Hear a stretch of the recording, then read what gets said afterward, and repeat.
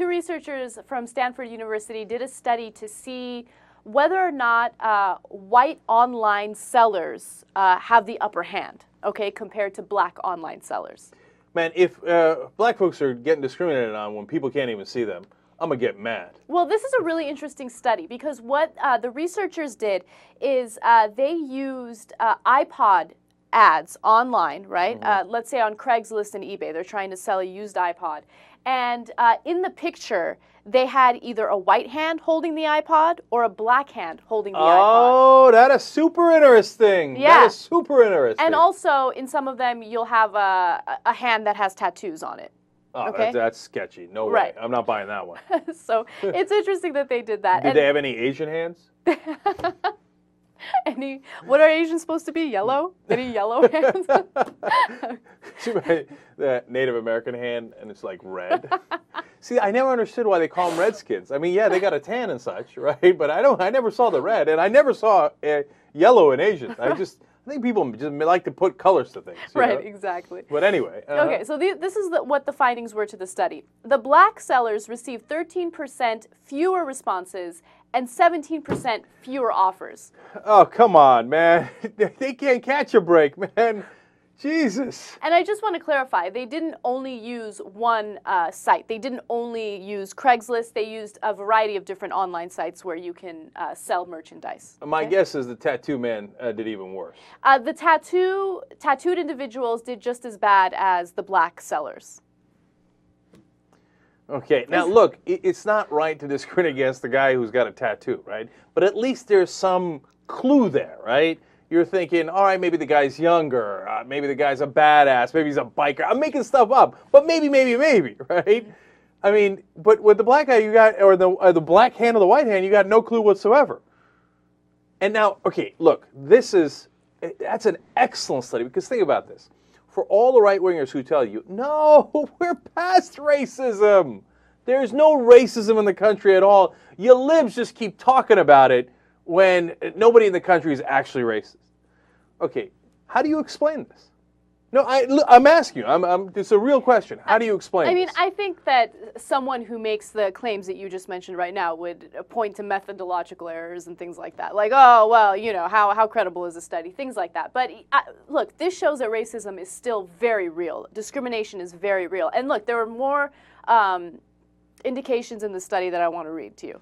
Okay, so prospective buyers were 70% less likely to use their name in an email when contacting the black seller. What's he going to do? Come to your house? No, but there's no racism in the country. The black hand, white hand. I mean, it's just based on a hand. You got this kind of stereotyping going on. All right, go ahead. What else? Also, buyers corresponding with black sellers exhibit lower trust, okay? What happens is they are 44% less likely to accept delivery by mail and 56% more likely to express a concern about making a long-distance payment. Look, man, if you're, like, I'm so mad listening to this. Imagine if you're black, I mean, you got to put up with this shit all the time. And on top of putting up with all this stuff, then you got, you know, jerks on the other side saying, oh, yeah, it's just in your head. Oh, it's just in your head. No, it's in your head, okay? I mean, people are doing this discrimination based on what's in their head, not on it's just a hand, that's all it is. It's unbelievable. Yeah. Look, all we try to do on this show, okay, is to give you perspectives, right? So that you can get a better understanding.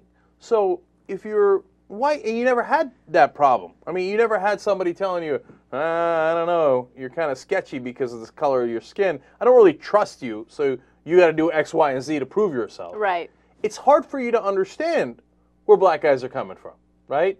And what I'm asking you to do is make a little bit more of an effort to try to figure that out, right? And so take stuff like this and understand and go, okay, all right, you know what? I get it. I get that's why people are upset. So let me see what everybody can do to get beyond it. You know, I don't think it's too much to ask for. And look, and be open to evidence and be open to facts. So if they had done that study and it had come out even, I would have been open to that. I'm like, okay, that's great. We're making progress. Look, we have a black president. Are we making progress? Absolutely. Have we made progress since the 60s? Are you crazy?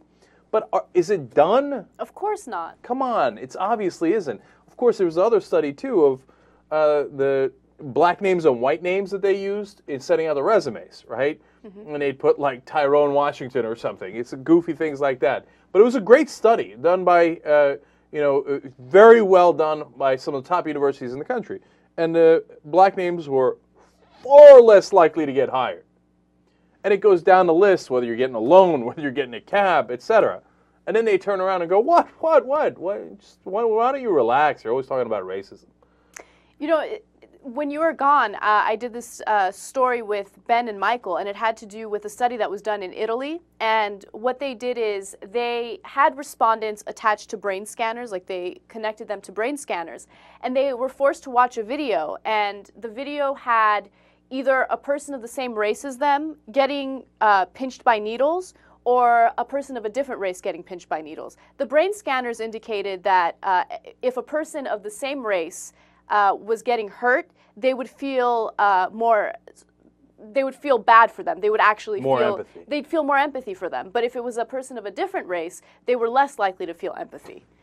And it's interesting because there's brain scanners. It's not like they're self-reporting. Right. You know, that is really interesting. We're all humans, right? And we're all subject to this. It's not like we're immune from this. I wonder how, our brains would work. Like if I see an Indian guy getting, I'm like, oh, well, that's his problem, man, not my problem. I got no empathy there. But you see an olive-skinned fella from the Middle East, I'm like, wait a minute, don't put that needle in him. Come on now. Okay. I don't know.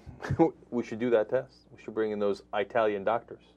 But that's scary because you might think that you're not discriminating against other people and you don't have, racialist viewpoints or whatever. But then it turns out that this brain scanner tells you that you don't feel sorry for the fella that's not the same race as you. That's scary. Yeah, that is scary. All right. Well, we're going to keep doing this show until we fix it. Okay? Then they're going to do that hand test and the Italian test and the resume test. And then it's going to come out even. And then, you know what we're going to do? Okay. End of this. Won't that be a lovely day? Now, I talk about long-term projects on TYT. That's a really long-term project.